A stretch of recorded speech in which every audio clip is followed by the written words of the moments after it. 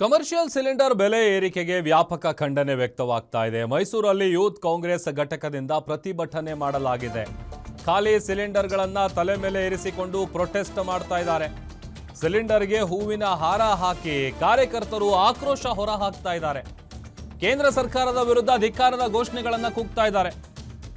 ಮಧ್ಯಪ್ರಾಚ್ಯದಲ್ಲಿ ಯುದ್ಧ ಆರಂಭ ಆದ ದಿನದಿಂದ ಶುರುವಾದಂತಹ ಈ ಒಂದು ಕ್ರೈಸಿಸ್ ಏನಿದೆ ಅದು ಇಲ್ಲಿವರೆಗೂ ಕೂಡ ಕಡಿಮೆ ಆಗಿಲ್ಲ. ಇದೆಲ್ಲದರ ನಡುವೆ ಗಾಯದ ಮೇಲೆ ಬರೆ ಎಳೆದಂತೆ ಮತ್ತೆ ಈಗ ದರ ಏರಿಕೆಯ ಶಾಕನ್ನು ಕೇಂದ್ರ ಸರ್ಕಾರ ನೀಡಿರೋದು.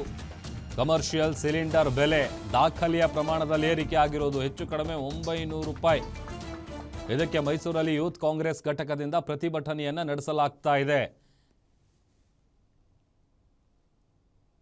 ಇದೇ ವಿಚಾರಕ್ಕೆ ಸಂಬಂಧಪಟ್ಟಂತೆ ನಮ್ಮ ಮೈಸೂರು ಪ್ರತಿನಿಧಿ ಸುರೇಶ್ ವಾಕ್ಥ್ರೂ ನಡೆಸಿದ್ದಾರೆ. ಬನ್ನಿ ನೋಡೋಣ. ಕಮರ್ಷಿಯಲ್ ಸಿಲಿಂಡರ್ ಬೆಲೆ ಏರಿಕೆ ಖಂಡಿಸಿ ಯೂತ್ ಕಾಂಗ್ರೆಸ್ನ ವತಿಯಿಂದ ಸಾಂಸ್ಕೃತಿಕ ನಗರಿ ಮೈಸೂರಿನಲ್ಲಿ ಪ್ರತಿಭಟನೆಯನ್ನು ಮಾಡಲಾಗ್ತಾ ಇದೆ. ಮೈಸೂರಿನ ರಾಮಸ್ವಾಮಿ ವೃತ್ತದಲ್ಲಿ ಕಮರ್ಷಿಯಲ್ ಸಿಲಿಂಡರ್ಗೆ ಹೂವಿನ ಹಾರವನ್ನು ಹಾಕುವ ಮೂಲಕವಾಗಿ ಕೇಂದ್ರ ಬಿಜೆಪಿಯ ನಡೆಯನ್ನು ಖಂಡಿಸಿ ಮೈಸೂರಿನಲ್ಲಿ ಯೂತ್ ಕಾಂಗ್ರೆಸ್ನ ಮುಖಂಡರಾದಂಥ ನಾಗೇಶ್ ಕರಿಯಪ್ಪ ಅವರ ನೇತೃತ್ವದಲ್ಲಿ ಪ್ರತಿಭಟನೆಯನ್ನು ಕೂಡ ಮಾಡಲಾಗ್ತಾ ಇದೆ.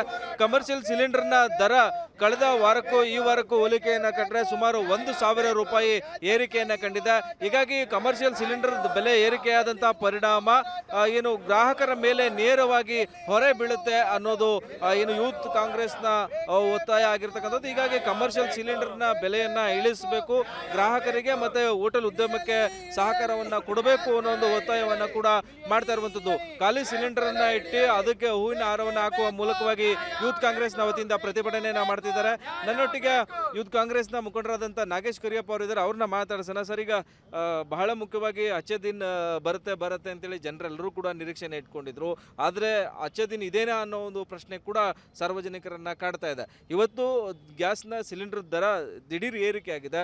ಹೋಟೆಲ್ ಉದ್ಯಮದ ಒಂದಕ್ಕೆ ಅಲ್ಲ, ಜನಸಾಮಾನ್ಯರ ಮೇಲೂ ಕೂಡ ಈ ಒಂದು ಹೊರೆ ಬೀಳುತ್ತೆ. ಯಾವ ರೀತಿ ನಿಮ್ಮ ಪ್ರತಿಭಟನೆ ಮಾಡ್ತಾ ಇದ್ರಿ, ಜೊತೆಗೆ ನಿಮ್ಮ ಆಗ್ರಹ ಒತ್ತಾಯ ಏನಂತ?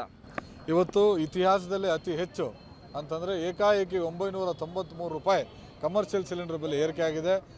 ನಮಗೆಲ್ಲ ಗೊತ್ತಿರೋ ಹಾಗೆ ಈ ಹೋಟೆಲ್ ವ್ಯಾಪಾರಸ್ಥರು, ಬೀದಿ ಬದಿನಲ್ಲಿ ಟೀ ಮಾರ್ತಕ್ಕಂಥವ್ರು, ಈ ಬೀದಿ ಬದಿನಲ್ಲಿ 20 ರೂಪಾಯಿ 30 ರೂಪಾಯಿಗೆ ಊಟ ಕೊಡ್ತಕ್ಕಂಥವ್ರು, ಎಲ್ಲ ಹೋಟೆಲ್ ಉದ್ಯಮದವರು ಕಮರ್ಷಿಯಲ್ ಗ್ಯಾಸ್ ಸಿಲಿಂಡರ್ ಮೇಲೇ ಅವಲಂಬಿತರಾಗಿರ್ತಕ್ಕಂಥದ್ದು.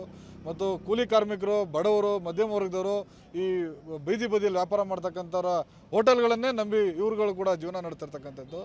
ಇವತ್ತು ಏಕಾಏಕಿ ಬಡವರ ಮೇಲೆ ಮತ್ತು ಹೋಟೆಲ್ ಉದ್ಯಮದ ಮೇಲೆ ಹೊಟ್ಟೆ ಮೇಲೆ ಬರೆ ಹಾಕದ ರೀತಿ ಇವತ್ತು ಏಕಾಏಕಿ 993 ರೂಪಾಯಿ ಕಮರ್ಷಿಯಲ್ ಸಿಲಿಂಡರ್ ಬೆಲೆ ಏರಿಕೆ ಮಾಡಿದ್ದಾರೆ. ಇದು ಖಂಡನೀಯ.